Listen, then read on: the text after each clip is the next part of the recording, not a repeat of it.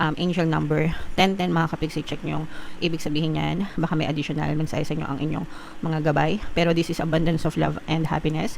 And this is abundance of money mga kapiksi. So dobleng combo kayo pagdating sa abundance guys. With this energy, parang bibigyan kayo ng chance ni universe na maging abundant naman, no? Ibig sabihin, madami yung energy ng love and happiness, and madami din yung energy ng pera sa inyo. So bibigyan kayo ng chance ni universe para ma-experience nyo yan ngayong season, especially na tapos na yung mga problema nyo guys.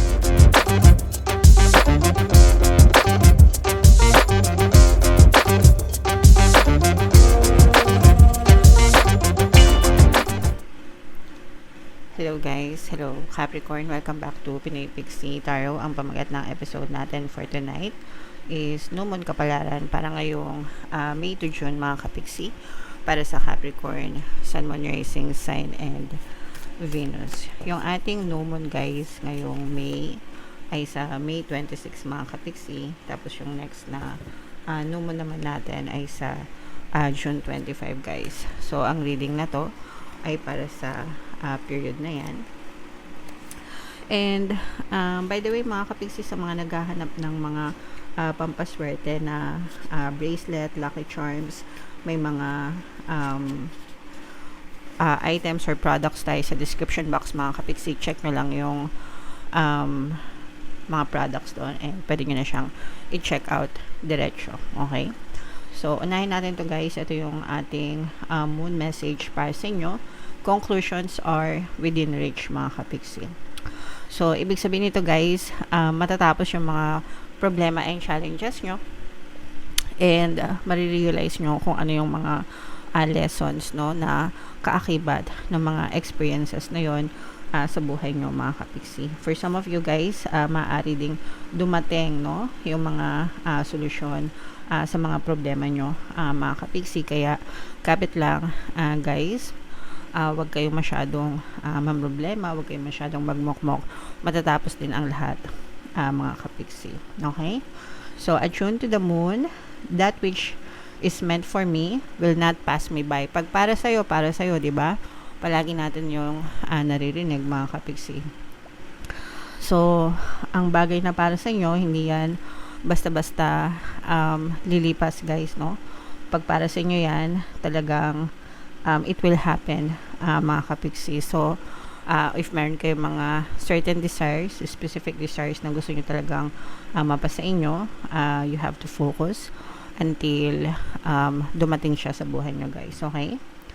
Additional meanings for this card: doors which slam shut now will not reopen. So if may mga opportunities na dumadating sa inyo mga kapiksi, i-check yung mabuti kasi baka mamaya mapaglipasan kayo ng panahon, hindi kayo mag-take ng action. So sayang naman kasi baka hindi na siya maulit. Minsan kasi may mga opportunity na minsan lang dumating sa buhay. Okay? So yeah, always be open to opportunities mga kapiksi. It's time for you to get back on track guys, no? Kung minsan may mga pangyayari sa buhay natin na parang pinanghihinaan tayo ng loob, 'di ba? Tumitigil tayo sa mga gusto natin, only to find out later on na gusto pa rin pala natin siya. So kung meron talaga kayong gusto mga kapiksi, ipaglaban nyo, wag kayong mag-give up guys. Okay? Forgiveness will set you free of karma mga kapiksi. Matutong magpatawad sa mga taong nakagawa ng kasalanan sa inyo para maputol yung karmic connection nyo and hindi na maulit pa yung mga ganong klaseng negative na pangyayari sa buhay nyo.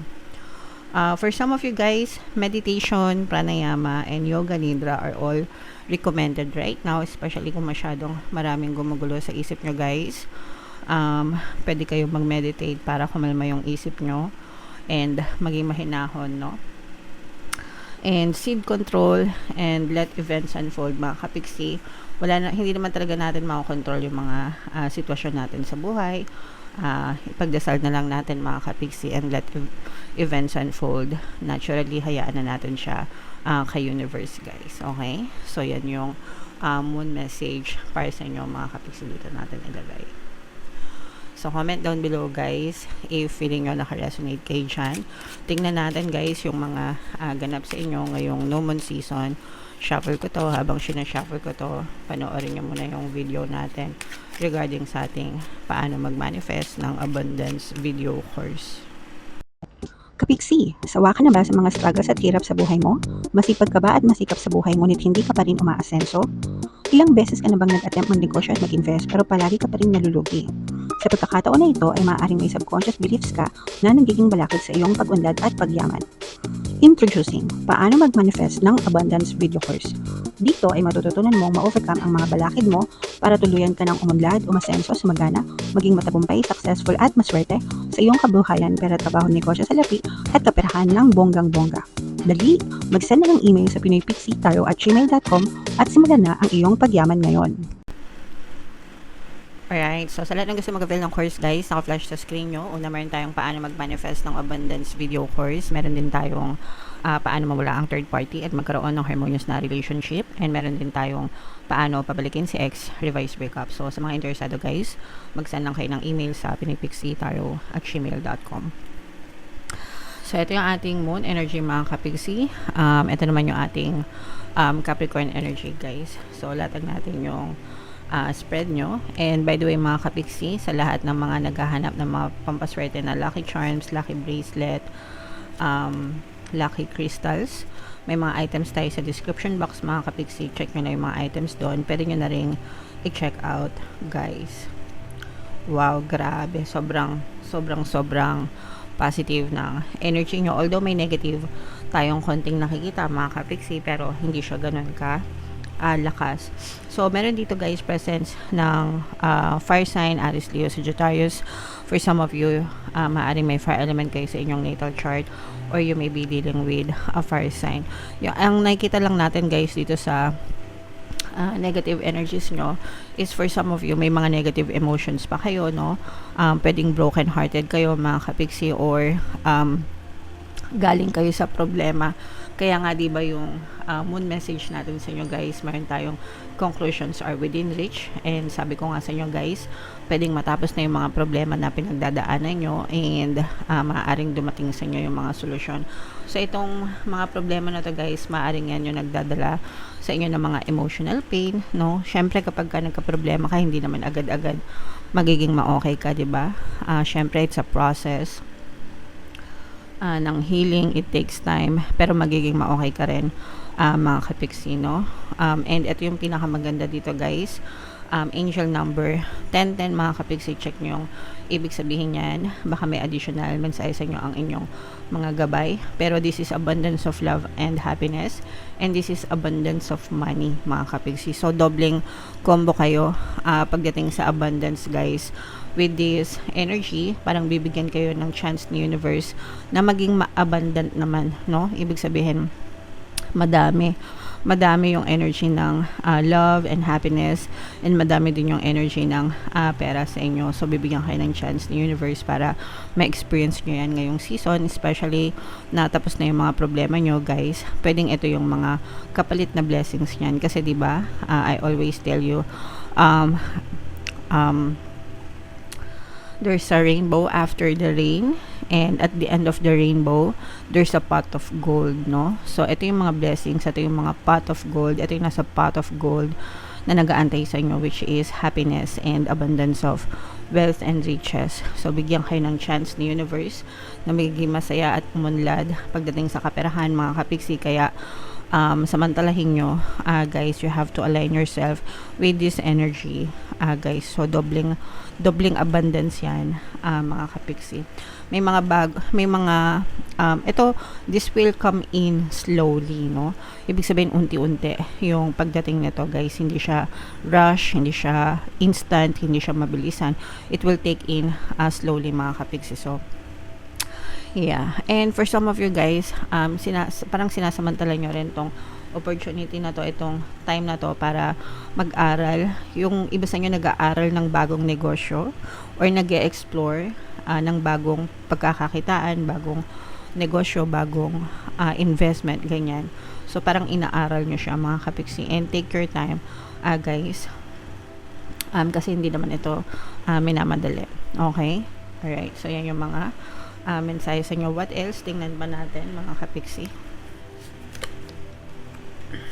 Yeah, so unti-unting dadating yan. Ito guys, no? Ito yung energy ng financial gains, mga kapiksi. So pag sinabing financial gains, guys, dagdag kita, dagdag income, dagdag source of income, kaya talagang makaka-experience kayo ng abundance of money, mga kapiksi, kasaganaan ito. Pagdating sa pera, kasaganaan, pagdating sa kabuhayan, no? So, samantalahin nyo guys, no? Kilos-kilos and affirm kayo, mga kapiksi. Money come to me. Palagi akong may pera, palagi akong nagkakapera. I'm the king of abundance, I'm the queen of abundance, mga kapiksi. So yung mga affirmations na yan, subok ko na yan, kaya ako siya sinishare sa inyo para matry nyo rin, mga kapiksi. And for some of you, another negative energy na lumabas guys is maaari kayo maka-experience ng toxicities, no?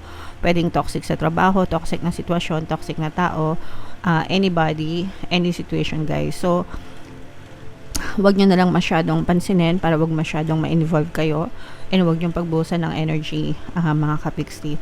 Lilipas din yan, okay? This too shall pass. Sabihin nyo lang, lilipas din yan para maging mapayapa kayo. And you are also being advised na magsaya, mga kapiksi, no? Spend some time with yourself. Kanta nila, alam mo yun guys. Time with myself. It's a healing song, mga kapiksi, especially na for some of you may mga emotional pain kayo. So i-check nyo yung kanta na yon, Time with Myself by Lalaboy and Benjamin Kang. Meron yun sa YouTube, mga kapiksi. So channeled message sa inyo yung kanta na yon. Pero yeah, take time to take some rest and take some time for yourself, magpahinga, mag-relax, mag-reset, mga kapiksi, kasi deserve nyo yon na makapagpahinga guys, okay? Alright. So yeah, comment down below. Ito pa guys, no, sorry, I have to say this. For some of you, parang makakatanggap din kayo ng balita, mga kapiksi. This is more on financial help guys. Kung meron kayong inuutangan or hinihiraman na pera, or kung meron kayong mga nilalakad na mga approval ng mga loan sa bangko, sa co-op, ganyan. So parang ma-approve na siya, mga kapiksi, and magkakaroon kayo ng pera ngayong season na to. Okay? So comment down below guys if naka-resonate kayo. Again, i-mind nyo na tong dobleng abundance na combo na to. Abundance sa pera, abundance sa pag-ibig. Ito mga financial gains na to, mga kapiksi, itong mga approval ng mga loan, ito mga second chances na yan guys. So i-mind nyo yan sa comment section. And comment down below if naka-resonate kayo. For more tarot readings guys, ito yung playlist nyo. Ito naman yung ating success stories ng paano mag-manifest ng abundance video course. Click here to subscribe guys. Ito yung ating mga pampaswerte subliminals. Thank you for liking, sharing, and subscribing, mga kapiksi. See you next time. I love you all guys. Have a nice day. Bye bye.